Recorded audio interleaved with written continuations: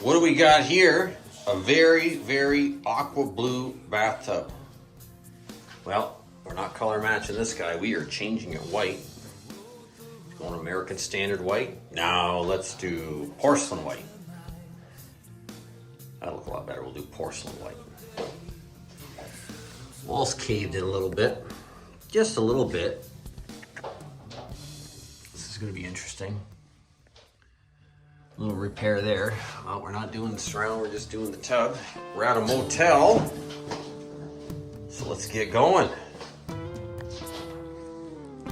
I get asked on one of my last videos about this electric shower head here and what it's like.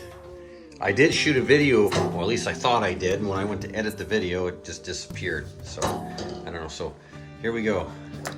You put it in the water. You got 2 pump speeds. How far, now this is on high, how far up will it push it? Not bad. That's about as high as you're ever gonna need it. That's about 6.5 feet. Pumps it pretty good. Get some good pressure. But it does make it go way faster, I'll tell you that much. It's way faster doing it this way than using a sponge.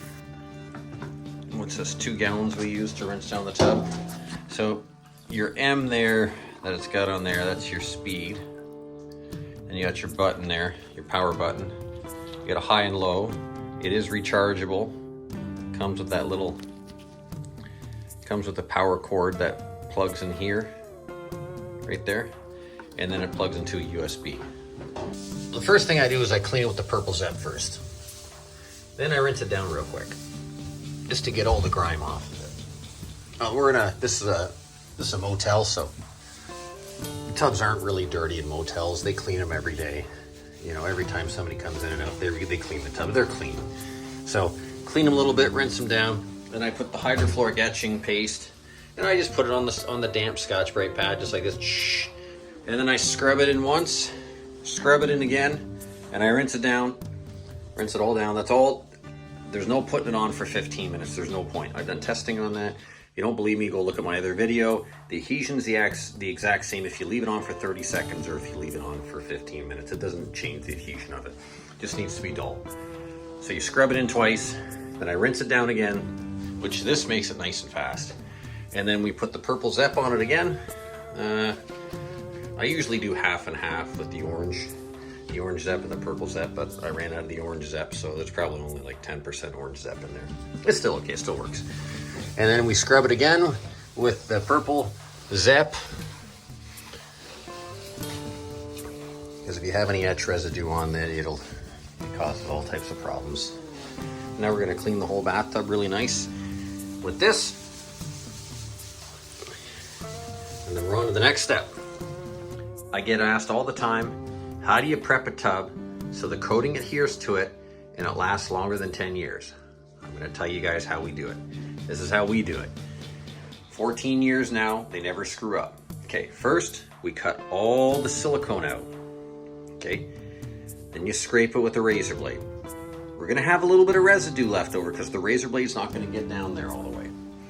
Then you have to take sanders or by hand, doesn't matter which one, you have to sand it completely clean. I use a drill, a right angle drill that has this mounted on it, okay?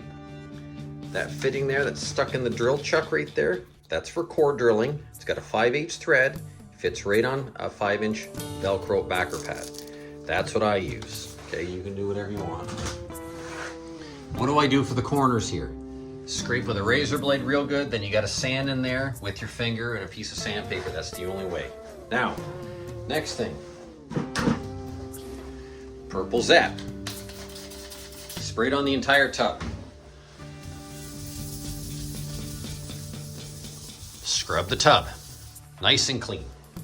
Hydrofluoric etching paste. You can get it from Napco, Hawk, Top Coat. All these, you know, Midwest Chemical, they all sell hydrofluoric etching paste. That much. Maybe a little bit more. That's all I'm gonna need for the entire tub.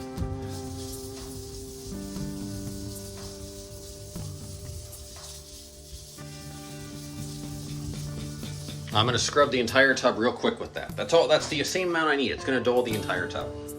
Next step, rinse the hydrofluoric etching paste off the tub.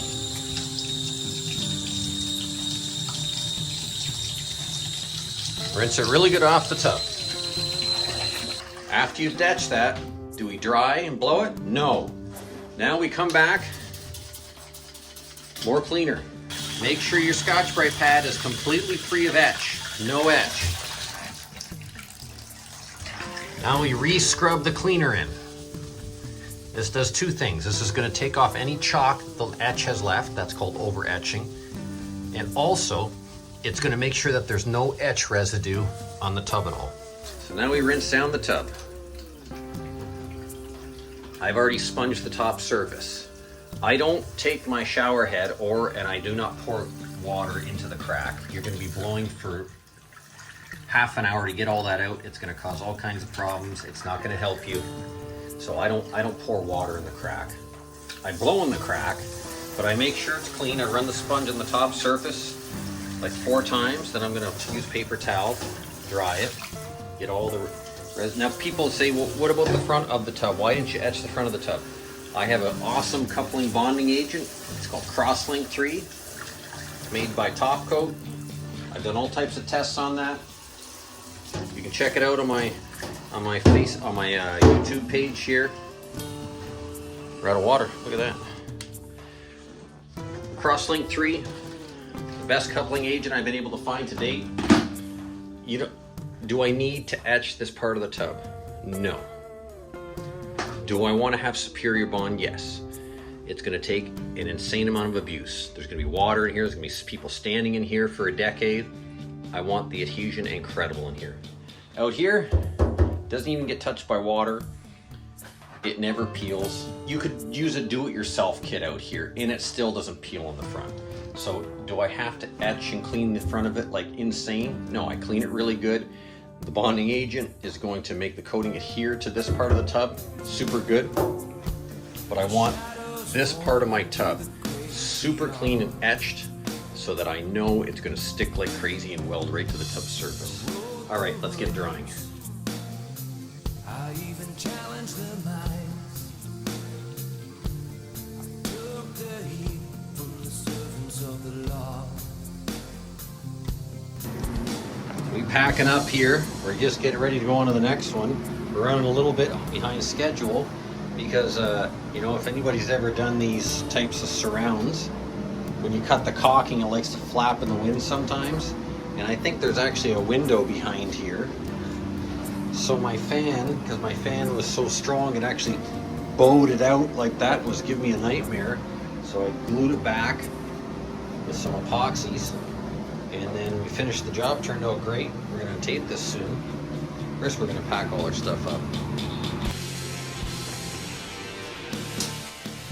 Here we are, all brand new. All caulked in. The caulk line's a little bit tighter, a little bit snuffed, a little bit straighter, a little bit nicer. On to the next one. See you guys in the next one. Bye.